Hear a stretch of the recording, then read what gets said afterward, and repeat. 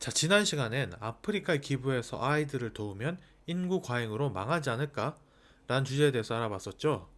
자, 인구가 무작정 늘어나기만 할 것이고 인구가 많아지면 지구가 망할 것이라는 생각은 항상 직선이 상승하기만 한다고 생각하는 직선 본능 때문이었습니다. 자, 오늘은 요즘 정말 핫한 책 팩트 플리스에서 제가 가장 인상 깊었던 부분입니다. 자, 흔히 우리가 이야기할 때 일반화 하지 마 라는 이야기 많이 하죠. 오늘 이야기를 끝까지 들으면 정말 좋은 깨달음을 얻을 수 있으니까 끝까지 한번 들어보시기 바랍니다. 사람들은 끊임없이 범주화하고 일반화하는 성향이 있다.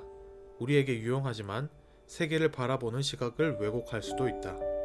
언론은 이런 본능의 친구다. 4단계에 살며 일반 기업에서 일하는 사람이라면 일반화 탓에 잠재적 소비자를 잃을 위험이 크다. 사실 문제 9. 오늘날 전 세계 1세 아동 중 어떤 질병 예방접종을 받을 확률은 A 20%, B 50%, C 80%. 정답은 C다. 사실은 80%를 뛰어넘은 88%다. 나는 지난 5년 동안 108회 강연에서 총 12,500명에게 질문했다. 최악의 결과는 전 세계 투자 담당 매니저들이 모인 연례회동 때였다. 은행 간부 중 85%가 전 세계에서 소수의 아이들만 예방접종을 받는다는 매우 틀린 답을 내놓았다. 88%의 아이가 예방접종을 받는데도 주요 투자자들이 20%의 아이만 예방접종을 받는다고 생각하면 백신의 운송 경로, 냉장시설, 컨테이너, 항구 운반, 전기 교육, 보건, 의료기반시설 등 모든 것을 놓침으로써 임무를 제대로 수행하지 못할 공산이 크다. 머릿속에 저들이라는 범주를 만들어 놓고 거기에 인류 다수를 집어넣으면 이런 식의 엉터리 답이 나온다. 뉴스에 나오는 가장 생생하고 충격적인 이야기만 떠올리지 않는가? 임신을 하면 대략 2년 정도는 생리를 하지 않는다. 생리대 제조업자에게는 우울한 뉴스다. 이들은 세계적으로 여성 1인당 출생아 수가 줄어든다는 사실에 기뻐해야 한다. 이 밖에 여성 인구 증가, 교육, 일자리 증가는 생리대 시장이 늘어나는 계기가 되었다.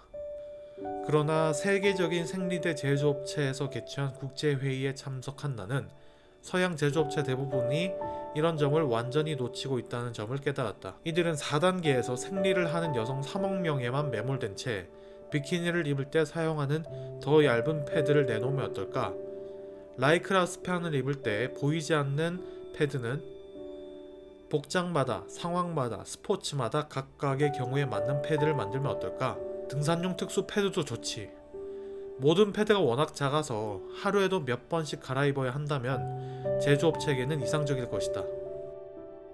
그러나 부유한 소비재 시장이 대부분 그렇듯 기본 욕구는 진작 충족되었고 생산자는 가뜩이나 작은 분야에서 새로운 수요를 만드느라 헛된 싸움을 할 뿐이다. 반면 2, 3단계에서는 생리를 하는 약 20명의 여성이 생리대를 선택할 여지가 거의 없다. 이들은 라이크라 스판을 입지 않으며 울트라 슬림 패드에 돈을 쓰지도 않는다. 이들은 밖에서 일할 때 하루 종일 갈지 않고 쓸 수 있는 믿을만하고 값싼 패드를 원한다. 그런 제품을 찾을 수 있다면 아마도 평생 한 가지 상표만 고집하면서 딸에게도 같은 상품을 추천할 것이다. 이런 논리는 다른 많은 소비재에 두루 적용할 수 있다. 나는 업계 지도자들을 상대로 수백 차례 이런 점을 강조했다. 세계 인구 다수에서 삶의 단계가 천천히 올라가고 있다. 3단계에 사는 사람은 현재 20억에서 2040년에는 40억까지 늘어날 것이다. 세계 거의 모든 사람이 소비자가 되고 있다. 세계 인구 대다수가 물건을 전혀 살 수 없을 정도로 여전히 가난하다고 오해하는 사람은 세계 역사상 가장 큰 경제적 기회를 놓친 채 유럽 대도시에 사는 힙스터에게 요가 생리대를 파는 데 마케팅 비용을 쓸 것이다. 사업 계획을 전략적으로 세운 사람이라면 사실에 근거한 세계관을 바탕으로 미래 고객을 찾아야 한다. 자, 이렇게 일반화 본능에 대해서 알아봤습니다. 우리는 흔히 자기가 사는 도시, 나라 정도까지를 한계 짓고 일반화하는 버릇이 있는데 이런 사고만을 가지게 되면 비즈니스 영역에서 매우 큰 잠재적 소비자를 잃을 가능성이 상당히 클 수 있습니다. 예컨대 대한민국의 현실만을 생각하고 다른 기업들처럼 레드오션에서 마이크로 니치 마켓만을 찾느니 다른 글로벌 시장에서 변화하는 인구 구조 속에서 새로운 고객을 찾는다면 전혀 다른 관점의 개척이 가능해질 것 같네요.